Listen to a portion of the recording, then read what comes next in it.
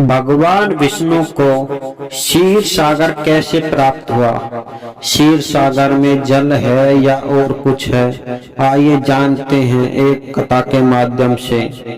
एक बार उपमन्यु अपने माता के साथ अपने मामा जी के यहाँ रहने लगा और उसके पास गैया थी। उपमन्यु की मामी उसे दूध नहीं देती थी और उपमन्यु की माता अपने पुत्र को आटे में पानी मिलाकर दूध पिलाया करती थी। परंतु एक बार उपमन्यु को पता नहीं था कि दूध का स्वाद कैसा होता है। एक बार उसकी मामी के बेटे ने उसको थोड़ा सा दूध दे दिया।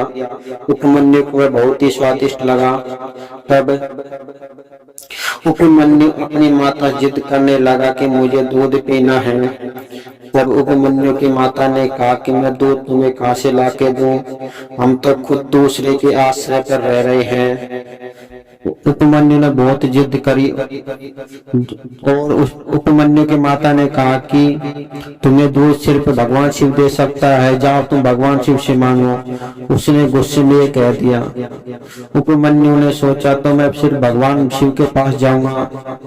उसे रास्ते में नारद जी मिल जाते हैं और नारद जी को पूरी कथा सुनाते हैं। तब नारद जी कहते हैं कि तुम भगवान शिव का ध्यान करो, वो तुम पर प्रसन्न होंगे और तुम्हें दूध देंगे। उपमन्यु ने घोर तपस्या करी। कुछ ही वर्षों में उनकी तपस्या पूरी हो गई और भगवान शिव उनके सामने प्रकट हो गए। उन्होंने कहा कि हे उपमन्यु, मैं तुम्हारी तपस्या से प्रसन्न हूँ, इसलिए तुम मांगो। उपमन्यु ने कहा कि हे भगवान, मुझे तो सिर्फ दूध चाहिए। भगवान शिव ने इतना सुनते ही एक दूध का सागर बना दिया। उपमन्यु ने कहा कि मुझे तो सिर्फ थोड़ा सा दूध चाहिए, मुझे इस सागर की कोई जरूरत नहीं है। तभी वहां पर भगवान विष्णु आते हैं और कहते हैं कि हे प्रभु, आपके द्वारा उत्पन्न यह सागर अमृत के समान है। यदि यह किसी दुष्ट के हाथ लग गया तो संसार में अधर्म व्याप्त हो जाएगा, इसलिए यह सागर आप मुझे दे दीजिए। तो भगवान शिव ने कहा कि इसमें झरने के समान इसमें दूध भरा गया है, इसलिए आज से इसका नाम क्षीर सागर होगा और तुम इसके अधिपति होगे। तभी से भगवान विष्णु को यह क्षीर सागर उपमन्यु को भगवान शिव ने दिया था।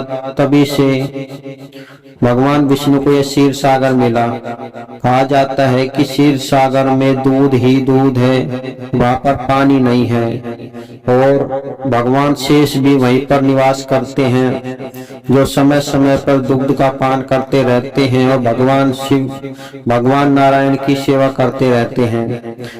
क्योंकि भगवान विष्णु ने क्षीर सागर इसलिए मांगा क्योंकि उनकी सैया एक शेष की थी और शेष को समय समय पर दूध की आवश्यकता होती थी।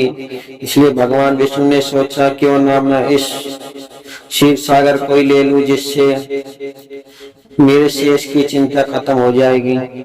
और तब से भगवान विष्णु ने क्षीर सागर ले लिया और वहीं पर निवास करने लगे और शेष भगवान भी वहीं पर रहने लगे और समय समय पर शेष अपनी उदा शांत कर लेता और दूध पीता। कहा जाता है कि यह क्षीर सागर भगवान विष्णु को भगवान शिव की कृपा से प्राप्त हुआ। अब तो आपको पता चल गया होगी क्षीर सागर कैसे प्राप्त हुआ और क्षीर सागर में आखिरकार है क्या। यदि आप इस वीडियो से सहमत हैं तो वीडियो में अपनी राय अवश्य बताएं और कमेंट में श्री हरि नारायण लिखना ना भूलें।